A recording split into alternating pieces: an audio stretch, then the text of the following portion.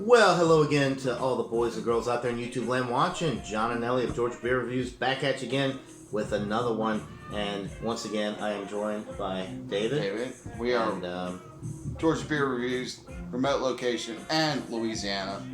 And we are looking at a Louisiana icon beer called Jucifer IPA. This came along a couple years back, and this one is in New England style IPA. And it went toe to toe with one of the best beers ever brewed here in Louisiana, and that was the Ghost in the Machine, which I've never had either one, so right. I'm excited to try this. It's controversy going back and forth. Is this better than the other one? I mean, I don't know. I mean, they're both really great beers. I would drink either or.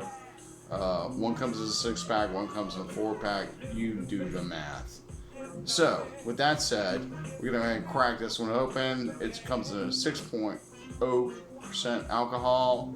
IBUs are not listed, and this is, again, one of those hazy IPAs. Right. So we'll go ahead and check this Gnarly one out. Barley Brewing Company. Gnarly Barley. Right. Right. So, great little company out of Hammond, Louisiana. I like the label too. It's kind of colorful. Got the pinks and purples and the neon green there. Absolutely. So they use 2-row barley malt, flaked wheat oats, and the hops that they use are Cascade, and then they dry hop it with Citra and Mosaic. So when you dry hop a beer, you get a lot of the hop character without a lot of the bitterness, which personally I love. I love the hop character that you get from all these hops, especially when you dry hop a beer. But without all of the bitterness. So I think this is going to have a lot of character. I'm excited to try it. It looks good. It's not maybe as hazy as I thought it would be. Look at the bubbles. Wow, that's pretty. Is that bubbles? I don't know if you guys can see that. Look at look at that. Look at all the bubbles just kind of sitting around. It's almost there. like giving an appearance this beer was frozen. Yeah. If you ever poured a beer out, it was that point before it was like frozen but not frozen. It would come out liquid and like totally freeze when you poured it. Right. Yeah, it definitely has a unique appearance. They're not really like streaming up or cascading up. They're just kind of sitting around there. Just kind of hanging out a little bit. So the appearance is what I would call like a easy lemonade. Yeah, it's like a yellowish. So we got these really great glasses, these tulips, and we'll just kind of swish it around a little bit and see what happens. And it looks like it's kind of woken it up a little bit, per se. It smells really good. You're getting the fruit character from the hops. I'm getting some tangerine, a little bit of grapefruit with this, but not really like a piney note like you get with the West Coast IPAs. My sinuses are not working.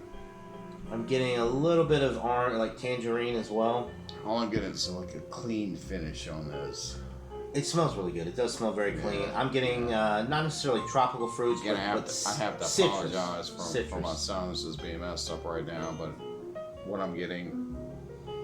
Well, I'm telling you, people, it's definitely got a citrus aroma. I'll say world class. It's definitely a really good beer.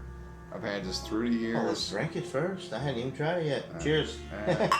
Let's see what we're working with here. I think I kind of like overstuffed the review, but hey. Nobody watches this stuff anyway, right? I guess we'll see. It's good. It's good. The thing I like about it is that it's not super bitter. It's not off-putting.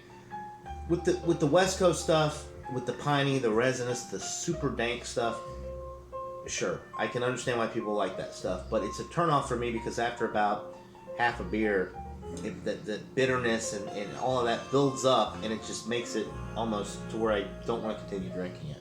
With this type of IPA, you get all of the complexity, all of the flavors that you would expect from the different hops that they're using in this beer, but you don't get that lingering bitterness.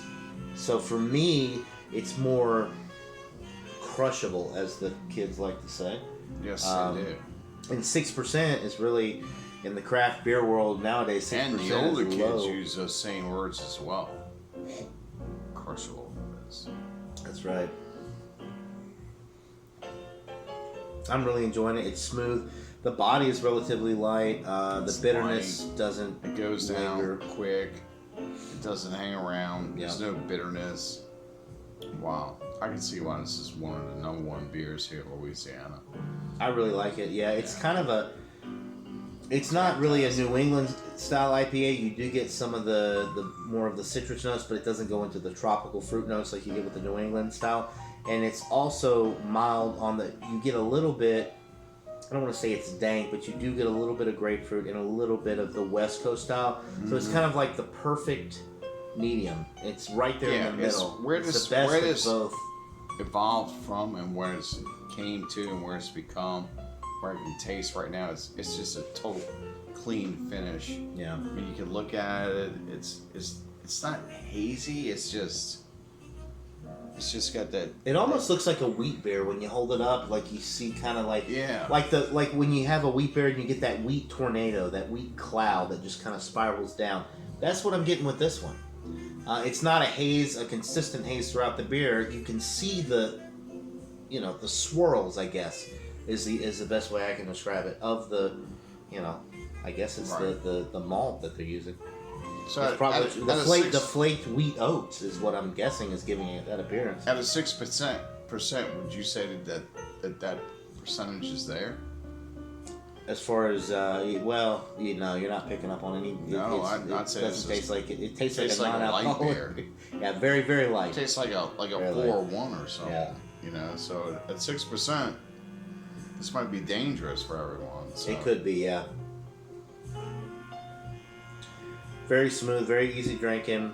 It's got the flaked oats kind of add some body to it, I think. And creaminess. A little creaminess, yeah. Yeah.